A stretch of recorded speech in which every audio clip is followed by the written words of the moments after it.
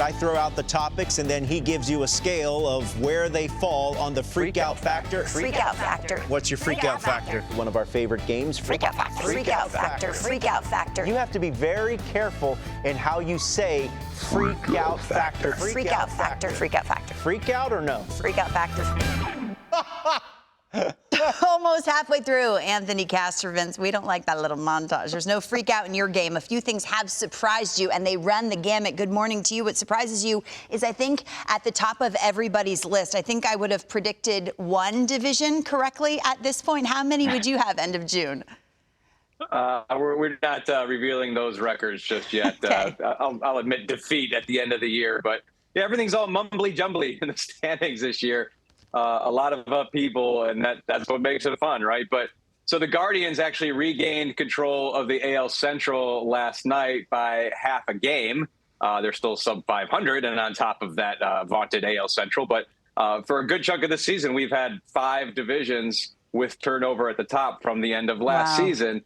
That's actually not without precedent. There was one season in the wild card era. You go back to 2007, Lauren, all 6 divisions that year had a different winner than in 2006. That's not going to happen this year because the Braves refused to let it happen, it appears. But we could legitimately have turnover in 5 divisions. That just, it speaks to all the great team storylines going on out there. The Rangers have been terrific without Jacob deGrom. The Reds, Ellie De La Cruz comes up and has an instant impact there, and they surge to the top of the NL Central. The Twins are not on top right now, but they've had a much better pitching staff than anticipated. And the D-backs, who I thought would be a pretty frisky team, have turned out to be a fantastic team on top of what is a pretty upside down NL West relative to expectations. And then, elsewhere in the playoff picture, you got, pleasant surprises like the Marlins. The Giants are better than expected. The Orioles were, a nice surprise last year, but I think they're even better this year. So it's pretty fun season in the standings. You hit on it with the Diamondbacks. For me, the NL West I would have completely whiffed on, NL East included. I don't think any of us would have 17 games back. The Mets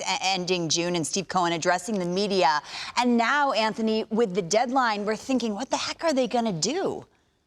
Yeah. I mean, we didn't do the traditional freak out factor segment today, Lauren, and that's because when I put in the inputs in my freak out calculator, it imploded because of the Mets. They blew up my system. This is a zero-sum game. So when you have surprise teams, you have surprise disappointments as well. And the Mets are top of that list because while there's teams like the Padres, the Cardinals, the Mariners, who are much worse than expected, none of them paid $350 million to be this disappointing as the Mets did. And it's not good when midway through the season, the owner is holding a press conference. And what they do at the trade deadline, I mean, as Steve Cohen said, there's no reason to add. And the question becomes, do you subtract? So they need to get it going in the next few weeks. 17 games back, and in second place is a Marlins team that has arms to get through a postseason series. They also have Luis Ariz. Now that we're all putting eyes on him every night, does this batting chase, does it surprise you at all?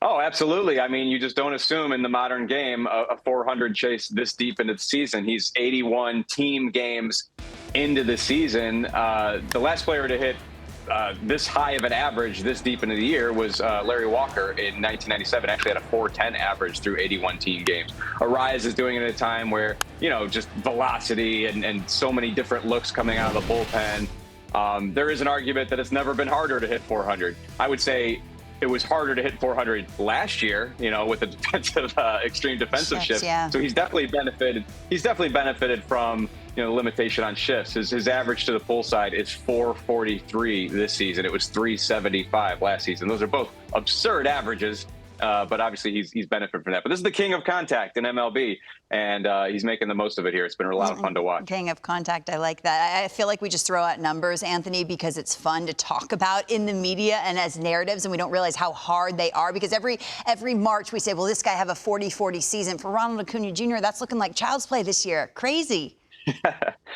This is the year of Ronald Acuna Jr. I mean, Shohei Ohtani is doing incredible things as he does every year, but I think this is going to go down as the year where Ronald Acuna Jr. became, the MVP player we have expected him to be. And that was a question mark, after that terrible knee injury, required surgery, and you didn't know if he would be quite as dynamic on the base paths. Well, he's been pretty dynamic on the base paths. Again, assisted by the new rules, but he's got 19 homers to go with 36 steals. I think we came into the year thinking, Oh, maybe someone like Ronald Acuna Jr. could have a 40-40 season. Well, how about a 40-70 season? That has never happened before, and Acuna is on pace to do it. And you see right there, this is the shocking thing, Lauren. Look at that reduction in strikeout rate. It's like Ronald Acuna came into this year. He knew there were questions about him, coming off the injury. And it's like he was intent on saying, I'm one of the best players in baseball, and I'm going to prove it. And he's done it by cutting down strikeouts, being aggressive on the base paths, and, oh, by the way, hitting for a ton of power. On pace for 40-70. I mean, I'm looking at those numbers thinking, what the heck are we doing with our lives? We need to clean it up. Anthony Castrovince with the latest. Thanks so much.